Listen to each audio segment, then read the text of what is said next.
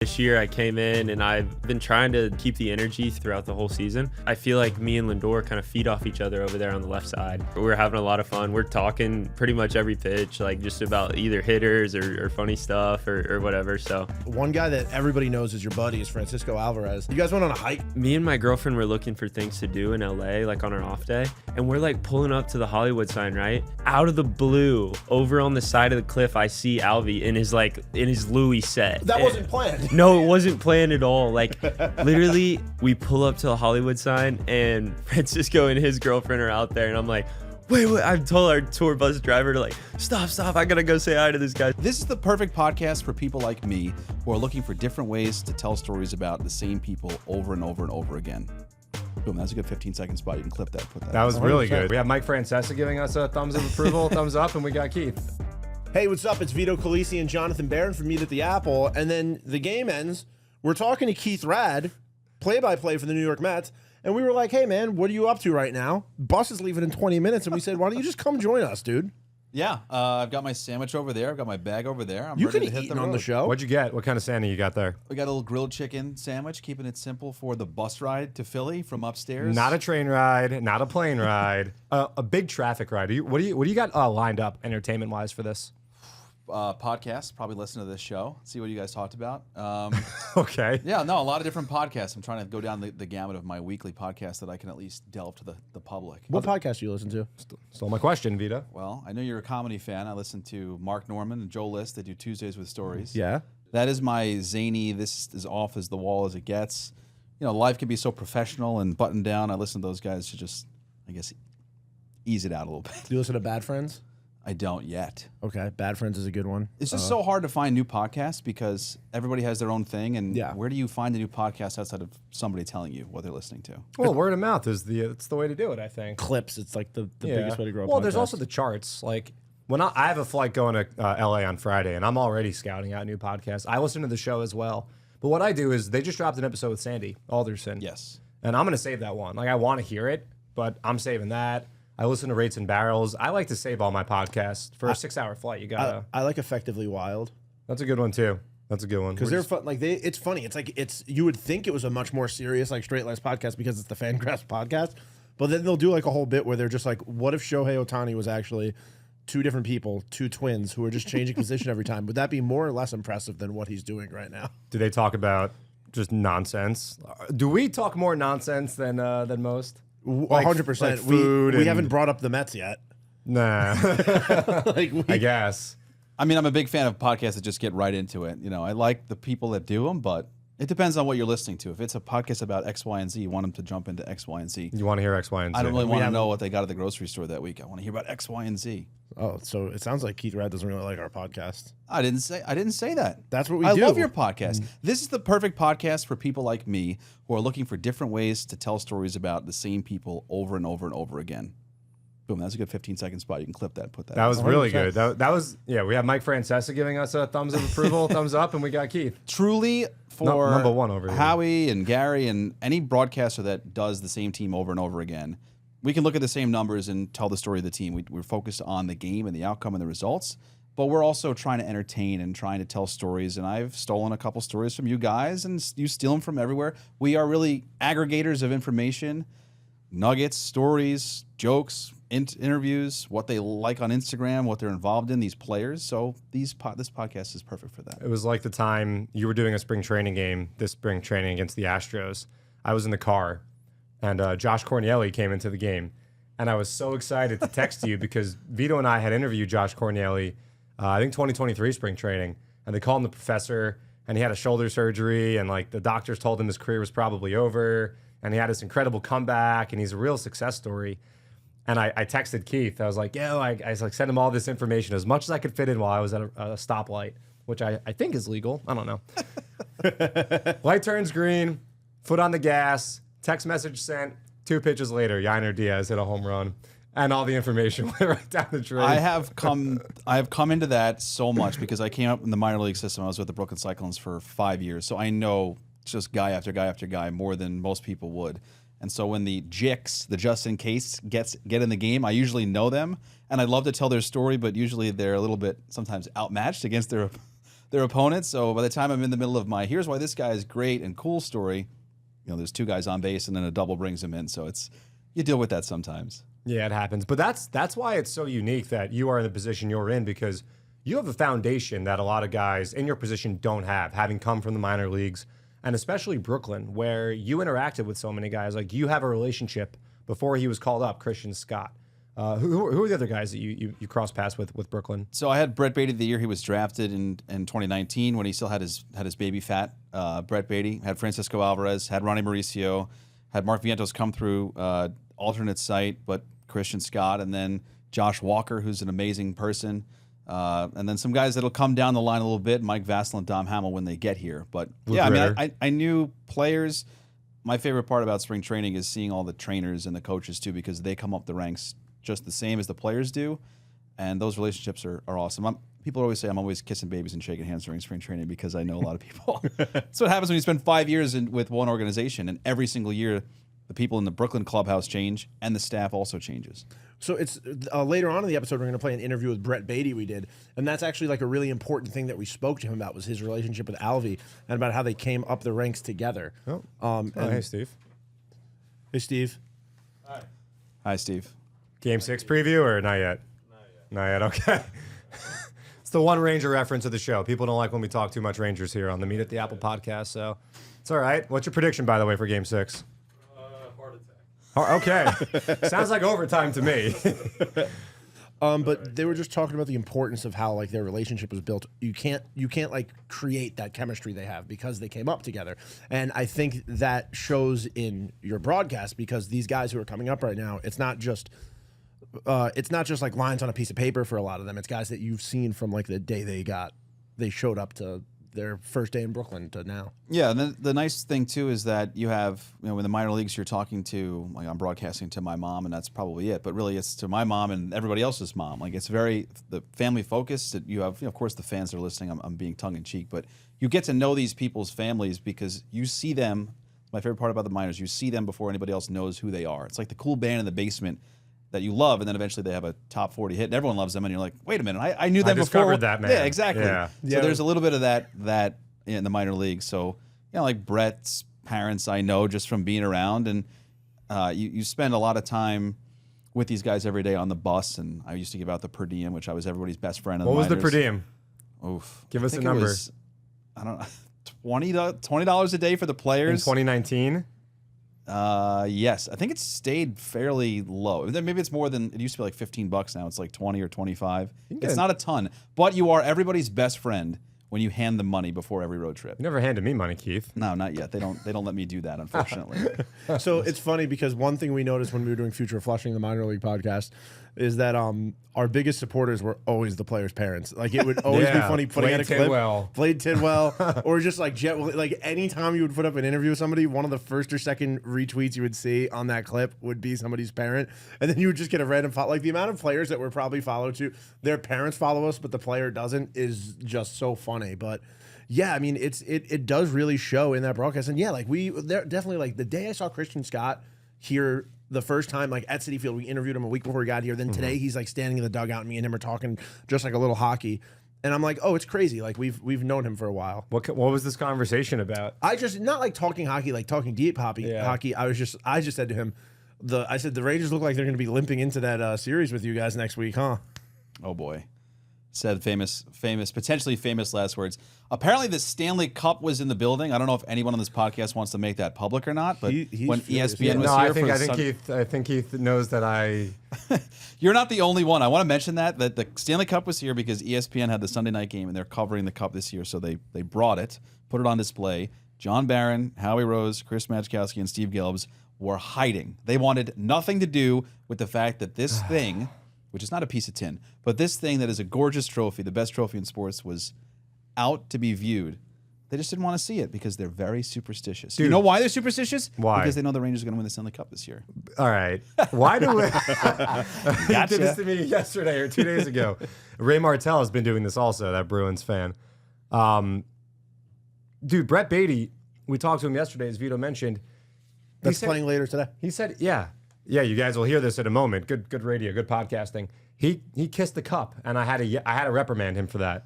he's a Cowboy fan, so you can't really trust much of his actions. I know. And I guess he's a Dallas Stars fan by association. He's actually a Penguins guy, I believe. No, but then he said he's a Rangers fan, and then he's a Knicks fan. I don't know. He's rooting for all He's the all teams. over the place. Look, if I were him, I'd also, try. The Garden's a cool place. There's a lot of hockey talk. We're going to be getting comments about Keith said too you much. got to get to the point. We should talk a little bit about the Mets. Oh, Yeah. wow. You're listening to no. Do what you do. I'll just fill in. I No, mean, we look. do want to talk to you about the Mets. Yeah, dude, the Cup was here. I wish it wasn't. I got what ESPN was doing. They were broadcasting Game 5, Rangers Hurricanes, by the way, the night after the Cup was here. And I'm glad all the guys got to see the trophy up close and in person. I'm also glad that some other people I respect a lot, like you mentioned, Howie, Madge, Gelbs, weren't down with the presence of the Cup. Like, I'm glad people agreed with me. yeah. I have a good take, and others shared that good take, but Howie showed me a picture, which he pulled out of his bag, an old Kodak, like your mom would pull out cards for when you were a kid, pictures of him and his daughters with the Cup in '94. he was telling me about that a amazing. couple days ago. Yeah, he had it for like an hour and a half when they won. Yeah. Yeah. He carries the picture around with him? Which was my second question. I said, "Where'd you get that?" Well, I have a couple pictures on me. I go, okay, That's but I crazy. think that's his tie to Crazy. just the Rangers run in '94. Like that's how insane of a tie this built, which is why he wanted to have nothing to do with the Stanley Cup. He will bring up anything. That night on the broadcast, he didn't even touch the fact that the Cup was in the building. And me, I wasn't going to poke the bear. I didn't want to bring it up. Well, here's the thing. We mentioned Howie, Madge, Gelbs. All three of those gentlemen, I think this is true of Gelbs. It's got to be. They remember 94. I do not. I was 2.5, no recollection. So I've seen really nothing in my life. No You Mets remember everything. titles. No, you don't remember it. I said you remember everything. Oh, yeah. That's true. Once You I do got to remember a certain everything. age, I started to remember everything. But I have no recollection of it. So, like, for Howie, he has that experience. He Oh my literally God, had yes. the Cup in his house. So, as the man had the sign, now I can die in peace. It's worse for me. It's much worse for me. I can't die in peace. We actually had an argument with somebody upstairs, one of our coworkers, Jenna Doak, about this. Now, we'll get your opinion. She's family from Cleveland, and she was telling us that it is worse being a Cleveland fan than it is being a New York fan. And we said it depends on which side of New York you fall in, because we've not seen anything. I think that Cavs win makes up for quite a bit. It was, yes. I went to school at the University of Dayton in Southwest Ohio, so I got the Cincinnati fill, I got my Cleveland fill, so I met those people, and they're just proudly miserable. The mistake by the lake. Cleveland has been a disaster of a city for sports. You're going for there, by the way, so pretty soon. long. You should watch what you're saying. No, I brothers in arms. We can hug it out. It's fine. The Cleveland Browns, I watched them a lot of Sundays because locally that was all you had, that and the Bengals. So when LeBron won the championship in Cleveland, that was, you talk about like we can all die in peace now. That was, people are good. They're good for the rest of their lives. They can go back and watch now the Cleveland Guardians lose Game 7 to the Cubs again and continue that pain that continues. She did say the hard thing about that was they all felt like the whole country was rooting against them. Because No, I think everyone was rooting for them. You think everybody's rooting In that against the LeBron's Cubs? Against Oh, that- Draymond? Against No, Dray- I'm oh. talking about he the brought up World the- Series. Yeah. Oh, 2016. She said everybody's rooting against them because everybody wanted to see the Cubs win. No, everybody wanted that was LeBron's return to being a favorite. That was Yeah. like that was finally like, okay, we're not going to win one, we're not going to win two, we're not going to Yeah, win he three. wasn't a Like, villain anymore. He wasn't a after villain, that. and it was cool to see. Yeah, no, you're right. Because the whole country talked about 108 years, and everyone forgot that the Guardians, Indians at the time, hadn't won since the 40s. This is a and wild meet at the Apple. Still episode. haven't won. All right, let's get to Mets talk. The Mets are going on the road, a long road trip. They're starting with two in Should we Philadelphia. talk about what just happened just now? At all? Sure, they lost 2 to the Phillies. A tough loss. What is today? Today's Tuesday. Tough loss on Monday, and they got shut down by a great pitcher on Tuesday. He's had some great moments here at Citi Field. I just looked it up because I'm a broadcaster. We nerded out. That's what we do. The game today, 4-0 Phillies win, was snapped 16 games in a row of 3 runs or fewer decided in all these games. Every single one of these games the Mets are in, which makes the 19-22 now record all the more excruciating because they could have flipped that multiple times with these close games. I just wonder how sustainable all that is. The bullpen was built to do this, which is keep the team in games. Just been pull your hair out every single night. So it's been exciting. It's flipped. And then Aaron Nola today just goes CG shutout. Yeah. Amazing. I mean, look, the Phillies are, they're the first team to 30 wins this year. They're crushing everybody. They're a buzzsaw. They're an absolute buzzsaw, and it's not going to be easy going to the bank. But there is a silver lining here, and I mentioned this to Keith before. For whatever reason, the Mets to this point have really succeeded on the road, especially offensively. They have the second best team OPS on the road. So I don't know if it is something about Citi Field and wind patterns or whatever it might be, but they haven't had the success offensively here. They have had it on the road, and they went to Atlanta, took 2 out of 3. They went to Cincy, took 2 out of 3. LA, they won 2 out of 3. They took 2 out of 3 from St. LA. Louis. St. Louis, they took 2. So this road trip, you go to Philly for 2, but then they go to Miami, and it's those games where you really need to catch or make up ground. And I looked at the standings right before we started. The Mets are 1 game back of a playoff spot right now. That's the thing, too, is you look at, Philly, that's a 10-game lead now, and Atlanta's in second place. But you can't look at that. That's not what the Mets told you, that this is the plan. We're going to be competitive in April and August and September. At the end, you have to look at the wild card. And walking into, I think, this homestand, only 5 teams in the NL with a plus 500 record. So just be 500. Stay at 500 and hang on till the very end and push your way in. Yeah, and 2 years ago with the Phillies, they came here Memorial Day weekend, I think it was. And the Mets, I think, swept them. 22? Yeah. Yeah, that was a rainy Memorial Day weekend as well. And the Phillies left town after an Eduardo Escobar walk-off hit to cap the series. That's right. 10 games back of the Mets. Now, they didn't win the division. It was the Braves who won the division, and they didn't finish in second. The Mets finished in second, but the Phillies finished in third, and they captured a wild card spot, and they played that wild card round on the road in St. Louis, and they won both games. And then they went to the World Series. They did have a better matchup in the first round of the wild card. Oh, much better matchup. That was the fault of the Padres for thinking early on. No, 100%. Yeah.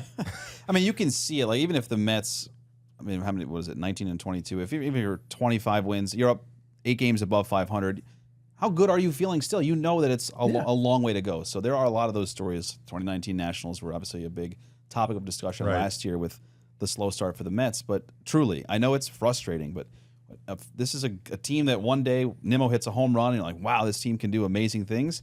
And then one day they're flirting getting no hit. It just happens. But when you stay at 500 like this, it's exciting. Pull your hair out a little bit. I mentioned all the close games, but you can just stay there. You'll give yourself more of a chance than you think if you stay there at 500. 21 Braves also. 21 Braves also were a team that had bad start. Bad start. Lose Acuna. Yeah. And then they acquired Jock and they acquired Eddie Rosario, and it's a brand new team. They reinvent themselves. And 2015 Mets, like that really wasn't a thing until John the second Mayberry half. Jr. was hitting cleanup in games. What impressed me about the Phillies the last 2 years is it almost seems like they know we're just going to hang on during the regular season and then turn it on in September when we need to. And they've run through the Braves in back-to-back postseasons because of that. A lesson to be learned, I guess. Yeah. I mean, look, this Phillies team, we don't like talking too positively about Philadelphia, but I was talking to Pat earlier, and it's like they've learned from all of their blemishes in the past. Like last year, losing the Game 6 and Game 7 at home. And I mean, that's heartbreaking. We're sitting here talking about heartbreaking sports moments. Imagine being a Phillies fan, going to Arizona, winning, I think it was Game 5, coming back, being up 3-2. And I think Nola pitched one of those games. I believe he did. Yeah, Game 6. Yeah, he pitched Game 6. Like, we're not losing. This thing is over. We're going to the World Series for a second straight year. That's a tough pill to swallow. And they've been doing it without their full deck of cards. No Trey Turner in these 2 games. No JT. Bryce didn't play. So, I mean, it's a pretty damn good team they've got over there. How about the year before where their city as a whole just lost every major championship? Oh yeah, even the soccer team, the Union, soccer team and the baseball lost to the Galaxy. The soccer team and the baseball team lost the same day. Which had never happened. That's right. Yeah, before. Game 6 in Houston was the same day. That went to penalties. That was quite a game. Can't believe when they meet at the Apple Podcast and you two are waxing poetic about poor Phillies. Well, no, I'm saying fair and even. I'm saying, look at these losers. No, fair and even. We might have lost 2 from you, but look at you. Hey, Joel Embiid ain't playing tonight, is he? He's not. So what are you gonna do in like a 2-day road trip? What do you even do? Rest up for the Miami series, I guess. Like this is just like a stopover, basically. Yeah, no, Philly's cool though. I mean, I like the city. I'm a big walker, find a good coffee shop kind of place, and then get to Miami and hang out by the pool, get a little sunshine, and hang out. Is that and it? That's all you're doing when you're in Miami? Yes. No, you're a married man with a kid. Yes, and even if I wasn't a married man with a kid, that's all I would be doing. Oh, come on. You wouldn't go to Sobe? No, I don't even know what that is. It's South Beach. See? Exactly. You wouldn't hit Collins? You know what Collins Ave is. Come on. Don't pull my leg here. I have no idea what you're talking about. John used to work for the Marlins selling tickets? Really? Fact. First job out of college. When they were the Florida Marlins? No, I'm not that old. Come on. Miami. It was 2015. They had just acquired, so the day that I got hired officially, they acquired D. Gordon. They acquired Michael Morse, which was a big one. He was coming off a big season, 2014. Great. And he was an Orlando guy, so he was kind of a local coming home. And they had just given Giancarlo the extension. And, Yelich was like an up-and-comer. And The golden years of the Marlins. They lasted, 15 I wouldn't minutes? say that. I think they had Matt Latos also on those teams. Throwback. Yeah. Wow. Yeah. And then, how was your experience? Let me turn the tables here. Ask you the question. It was... You are that's like the nice chair too. That's Yeah, like it was. So I wasn't there for that long. It was cool. I mean, it was challenging.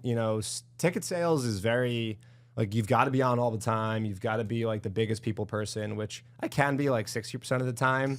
It really just depends on the day. Yep. I try to at 4 out of every 7 days. I try to be a people person. The other 3 leave me alone. I did ticket sales and sponsorship sales in Brooklyn to be like a full-time employee, and it's a While learning you were skill. doing stuff. While you were doing play-by-play. Oh yeah, You pull tarp also, of course, people- right? turf field, but I would have. I've pulled tarp in. Wait, many they just different let it rain? places.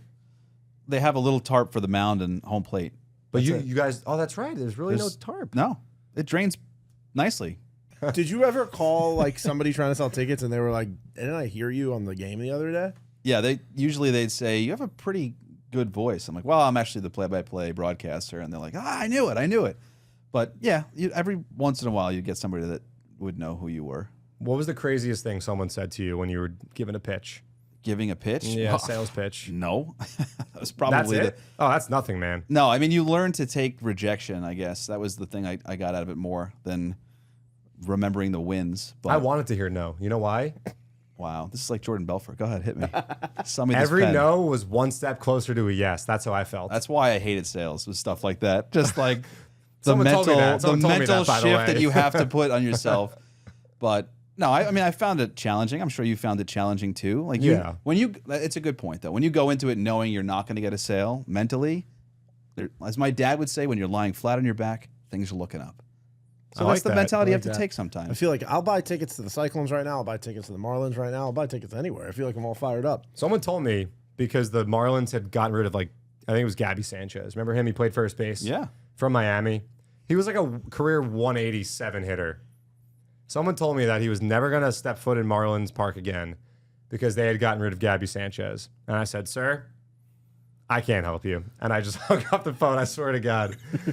Which probably wasn't good. But no. Yeah, that's that guy really loved Gabby Sanchez. Though. Yeah. That's incredible. Hey, Yeah. don't we all?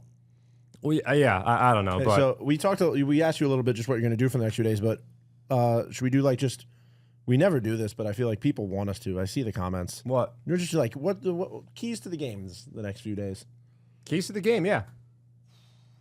Starting pitching, like legitimate keys to the game. You're talking about? Yeah, like no, like what are some keys to the game? Like what should fans be looking forward to this road trip? What should fans be looking at to have the best chance for the Mets to win? Well, we're going to see Christian Scott coming up soon. So it's Quintana. Well, He pitched on Saturday. Yeah, so probably Friday. Yeah, Hauser In was Miami. Hauser is the Which will be scheduled sick. starter for Wednesday night's game. Yeah, that's I think changed after this Mm-hmm. game today. So it looks like Quintana for Thursday, Scott for Friday in Miami, other side of the state. He pitched in Tampa, made his big league debut. Everybody went to that side of the state.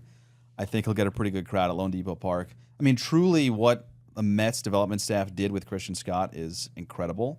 Motivated player who wants to be good through these pitches in college. They say throw a split, throw a sweeper, throw a four-seamer, and his stock just takes off. I think if knowing Christian a little bit, he's kind of like along for the ride. He's like just as impressed as we all are as how quickly he's turned it around. So I'm excited to see how he does because he's unafraid. And what I've learned coming from the minors to the majors, you have to have that mental edge, that chip on your shoulder up here to make your stuff play. You have to have that little confidence. Christian Scott has a boatload of confidence. And you saw that walking off the mound, especially in Tampa. There were a few innings where he got the final out. I mean, he cruised after he got the inning-ending double play in the first. And he just said to himself, like, yeah, I got this. Strut. He hit a nice strut. Yeah, you could see. I mean, Adam Wainwright said that fastball was zipping. You could hear it over the headset. So, And it's only 2 starts. I'm going to say that, preface it, but Scherzer and Verlander are the great ones. If you didn't get them early, like Scott, bent a little bit in that first inning in Tampa. If you don't get them early, buckle in. You're going to be in for a long ride. I think Scott has that trait a little bit. Well, you know where he picked up a pitch from? Yeah, the slider he got Slider from Scherzer. Scherzer Pitching from watching Ninja. pitching ninja videos. I mean, that's the generation that we're in. People just watch players that they're now potentially going to compete against. How cool is that though? Too though, like watching tape used to be just like watching a game and figuring out on your own and like figuring out on your own what you're like what it's going to be. But like now you can like literally watch. You can go to YouTube. You can see a professional like break everything down for you, show you how the pitch is being thrown, zoom in on the fingers. Like the technology we have is just crazy. Like That's why you don't have to go to college anymore. You just learn what you want to learn on YouTube for free. everybody does. But Christian going to college, he was a reliever on that Florida team. That's also a crazy thing. It's just such a stacked program. Hey, so Keith has to get out of here in a second, but before Keith, you get out of here, how about you stick around for a second, and we're going to just show everybody our Brett Baty interview. Are you going to get ice cream with me in the press box in Philly on Thursday?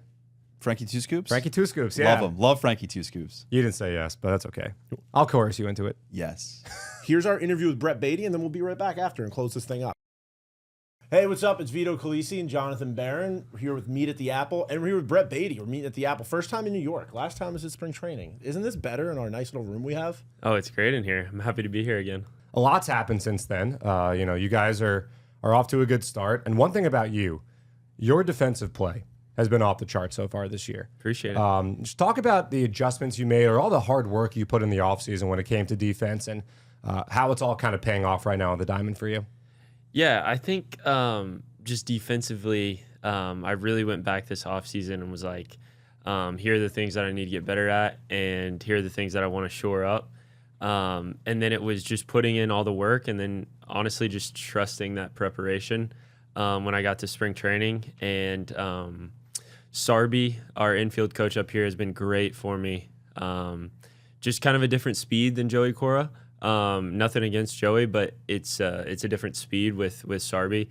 And I think that's been great for me. And then just continuing it through the season has been really good. So Yeah, and like your confidence on defense, like the moment where you called the ball against with Francisco, and then you guys like you laughed, you had like a little giggle. What was that like? Could you tell us about that moment you had? Yeah, so I grew up watching Adrian Beltre and Elvis Andrews, and the hat rub. Yeah, exactly. The hat rub. They look like they had so much fun out there. And so this year I came in and I've been trying to keep the energy throughout the whole season. And I feel like me and Lindor kind of feed off each other over there on the left side. And so it's been really cool. We're having a lot of fun. We're talking pretty much every pitch, like just about either hitters or funny stuff or whatever. So it's been really fun out there. And what's the overall vibe like? I mean, right now it's Monday. You guys are about to take on the Phillies. Last night you walked it off against the Braves. You had the lights flashing, crowd going nuts, Brandon coming up huge. What's the vibe like in that clubhouse right now? How about the lights this year? You like them? Those are sweet. Yeah. I think we might have copied them from somebody, but well, every team has them now. But so I don't know if you guys have been picking up on like what we're doing. When an opposing pitcher leaves the game mid-inning, we do the stand clear, the closing doors. The subway's closing, like get off the train, get out, the doors are closing behind you. I haven't noticed that. That's awesome. Yeah. That's really cool. And then on the wins, we put up a big W in the light stanchions. I don't know if you guys have noticed that. I haven't seen the that. lights form a W now. Yeah. No way. Yeah, so that's unique. Okay, so like, I'm gonna pay attention to that. Everyone. Well, I don't want to say everyone. Most teams have them now. The college stadiums have them. It's pretty The commonplace. Cyclones have them. Cyclones have them. Rutgers University has The them. Cyclones had them when you were there, probably. The I don't Cyclones. think Yeah, so. yeah. Did they? The, well, that was the rings. circle. Yeah. The Yeah, rings. they had the rings, but you know, So like, my first like welcome to the show moment. I was playing in Atlanta. I know. I was playing in Atlanta, and we had just taken somebody out. I forgot who we took out, but Buck walked up there, took him out, and then the lights just went out, and all the flashlights came on, and I'm like looking around. I'm like, oh my gosh, like this is the show. And Pete looks over at me and he's like, welcome to the effing show. Yeah, Portland Sea Dogs don't do that, do they? Yeah, exactly. So we're talking about relationships you have with guys on the team, and one guy that everybody knows is your buddy is Francisco Alvarez. Yep. I mean, when I'm down there doing smoke, I see you guys just having a ball down there pregame. You guys went on a hike a hike in LA together. Just a walk uphill. That was actually really funny because me and my girlfriend were looking for things to do in LA, like on our off day. And we were like, let's do like a city tour or something. So one of our stops was the Hollywood sign. And we're like pulling up to the Hollywood sign, right? And out of the blue, over on the side of the cliff, I see Alvy in his Louis set. That wasn't planned. No, it wasn't planned at all. Like literally in a city full of millions of people. I don't know how many people are out there, but we pull up to the Hollywood sign, and Francisco and his girlfriend are out there, and I'm like, wait, I told our tour bus driver to like, stop, I gotta go say hi to this guy. Did the guy stop the bus? Yeah, he stopped on the side of the road, and I went over and I hugged Francisco. We got like 2 pictures or whatever, and then we hopped back on the tour and headed out. Were the other tourists like confused? Like, what is going on? Because you stopped the whole tour. Yeah, to say hi to your friend who you were going to see. Yeah, in a few hours. it was interesting, but yeah, we hopped out. We took a picture real quick, and then we were like, we got to go, but we'll see you later. It was funny. Oh, so the bus went up the hill because that looked like you were like LA hikes are like you go on a walk. Like I was in LA when you guys were there. I also went on one of those LA hikes and like walked up a hill. And then took some pictures with my wife. And Yeah. But no, yeah, that's cool. And then like you guys, we saw that moment where you guys were in the dugout. You were just like screaming at each other, like hyping each other up. What's it been like to just grow with Alvy as your careers have just started to blossom? Yeah, I mean, I say this to everybody, but we've played together at every single level. So it's really hard to get close with guys unless you've built that foundation just throughout the years. And we've been at every single stop together, so we just like feed off each other's energy. And like, I think from the first moment I met him, I was like, this is a guy I want to be with because he wants to win at all costs. And he's just one of the best teammates I've ever played with, one of the hardest workers. And I'm feeling for him right now because he's doing his rehab and stuff. But we feed off each other, man. We really like. We told each other this year, we're like, we got to bring the energy this year because last year it was disappointing for us, but we wanted to be in a different spot this year, and we were like, how can we impact the team? And we were like, let's bring the energy this year. And so it's been really fun. You mentioned winning. There was a big trophy here yesterday. Yeah. The Stanley Cup was in the house. Yeah. I wanted to kiss it, but I didn't know how dirty You're it not was. supposed to. Well, first of all, Brett. I'm not a hockey guy. I'm not a hockey guy. Well, I thought you were a Penguins guy. Are you not a Dallas Stars guy at all? I see in the South, it's not big hockey. It's more football. How about the Mavs? You went to the I'm Mavs? big Mavs guy. All right. Well, back to the Cup. Thanks for Jalen. Yeah. Yeah, exactly. that was a silly mistake. Yeah, you're not supposed to kiss the cup unless you win the cup.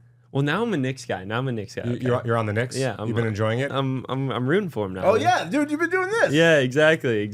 Okay. All right. I like that. You guys had the game on during BP yesterday. That was and then it went sweet. south real quick. Yeah. It went south real quick. But what was it like seeing the Stanley Cup up close in person? It was sweet. I've Yeah. never seen just like a Big Four sports trophy in person before, and that thing was huge. It was shiny. There was a guy with gloves over there. Like it's serious. But it was just really cool to see that and just see how big it was. You know, you guys play the Yankees on June 25th. I think the last possible day of the NHL season is June 21st.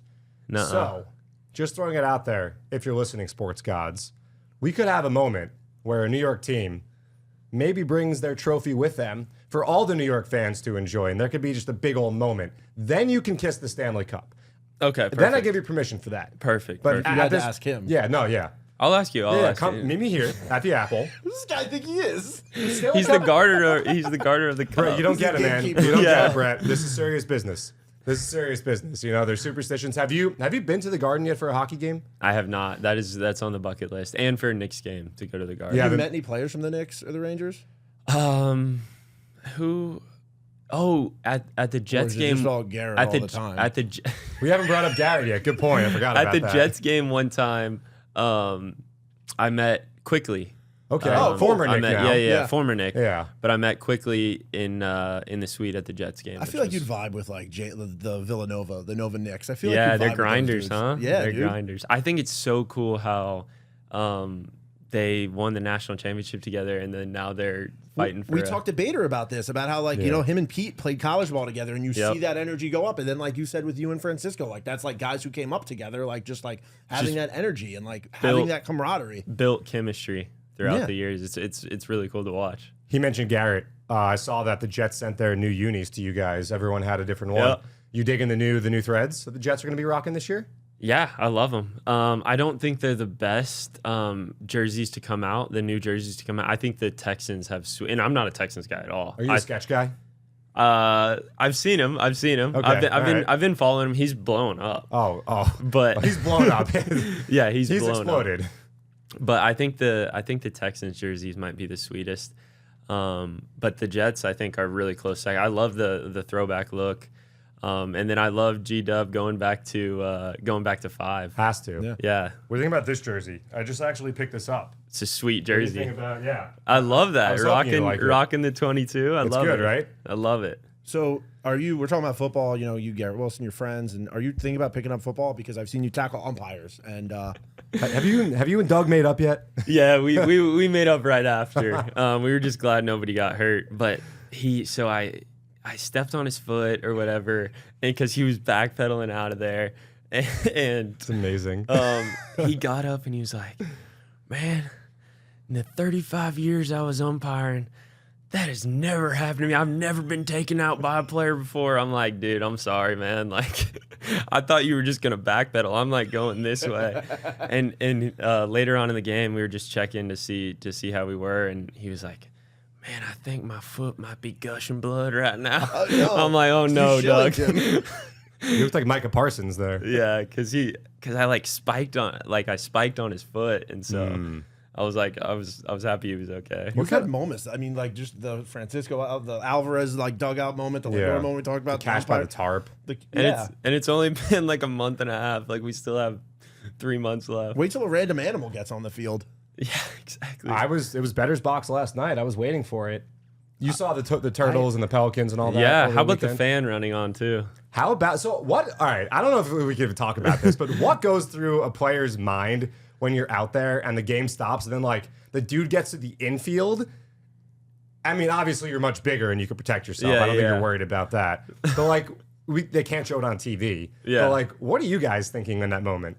Well, we have like talks in spring training about like you can't like, because we don't know what the fans have on them. So like we're not allowed to like, we're not supposed to go near them or like touch them or even try to tackle them. But You said that like you really wanted to. well, I mean, I got a football background. Like if he We comes saw on what there, happened with like, Doug. Yeah. But I think it's funny how all of our security around the stadium are now wearing, they're wearing cleats now.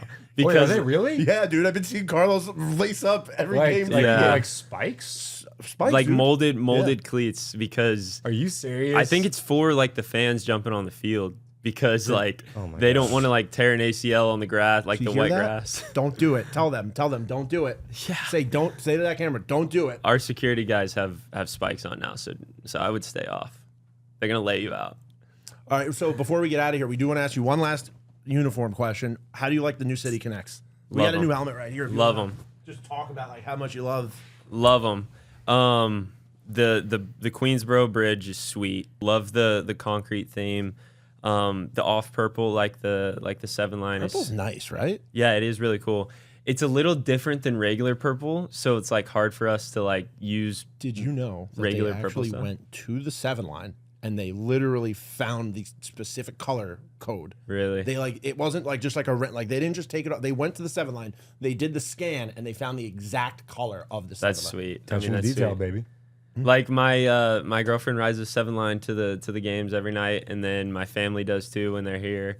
So I think it's just a really cool touch, because pretty much all Mets fans, if they're not driving here, they Long Island Railroad, but like the main thing you take is the 7-line. That's why our podcast is named Meet at the Apple, because when you take the 7-line, you get off the stairs and the first thing you see is that home run apple outside. That's sweet. So what a lot of people say to each other, like what I've said since Citi Field, put the apple out there in like 10 or 11, is like, oh, like let's just meet by the apple. Yeah. I mean, I think it's a sweet name that y'all got there. Thanks, man. Well, dude, thanks for joining us today. And, Yeah. look forward to Appreciate talking y'all to you. having me. Y'all are awesome. Love talking to y'all. And stay off the field. So that was our interview with Brett Baty. Really cool to talk to Brett. A bunch of stuff came up in there. Just seeing how much he likes the Citi Connect jerseys. The relationship with Alvy, phenomenal. The fact that he saw Alvy in the middle of the street, they're both in LA. You saw that. We played this for you. We made you sit here and watch that. You're not. You're going to miss your Amtrak now.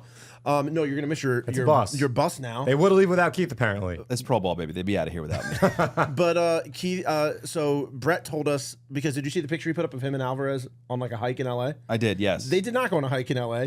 Brett was on a hike with his girlfriend, and he looks over and he makes the bus stop because he sees Alvy just out in the street in LA in the same place. Made the bus stop, got off, took a picture with him, and then goes back. Those two are a piece in a pod. When we get on a flight, they are sitting next to each other. they love each other. They absolutely love each other, those two. It's amazing. And before we get out of here, we do just want to mention some promo items coming up for the end of this month of May. I believe the weekend of May 26th, 27th. One is the Hello Kitty bobble arm, kind of like the Dwight Gooden one. And not only that, it lights up and it changes Different colors. Ooh. You better get here early for this thing. That is This one, so Dylan, our camera op, told me that he was walking downstairs with this and people were coming up to him being like, where did you get that? Like, did the Mets give that away already? And Dylan's a pretty good looking guy, so they were definitely looking at the Hello Kitty. Yeah. We had an interview before with a celebrity, Tiffany Haddish. And Tiffany was here? She was in that seat. I love Tiffany Haddish. She was in that seat. I'm a big stand-up She comedian was eyeing fan, Dylan. so- She was eyeing Dylan.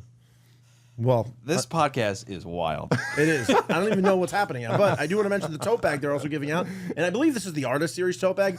And I love tote bags. You know why? You can put stuff in it. Because you can tote. Because then I could go shopping. And, you know, I'm somebody who my wife makes sure that anytime we go shopping, we bring tote bags. If I go to a store and I have to buy the bag for $1, I get screamed at when I get home. It's a good quality one, too. Oh, this is. You could put a lot of avocados in this. It's a lot of avocados. Can I make a public declaration, please? Yeah. I have 2 jobs, full-time jobs. One of them is a broadcaster for the New York Mets for WCBS 880, and the other one is bagging groceries.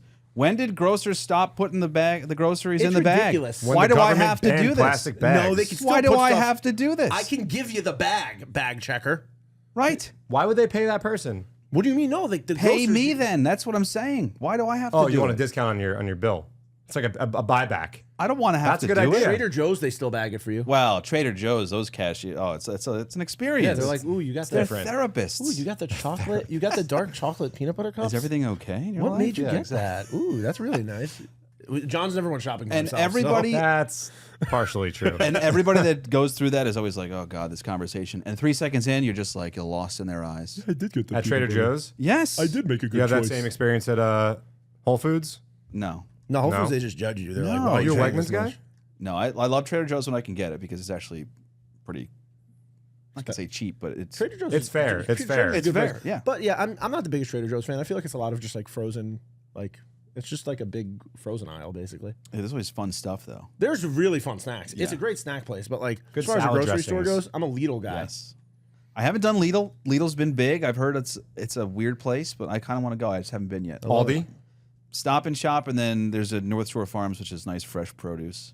Do you have to go? You gotta go. Everyone has Bye. to go. Bye, guys. Thank you so much for joining us, Keith. And just make sure to get your Hello Kitty bobblehead.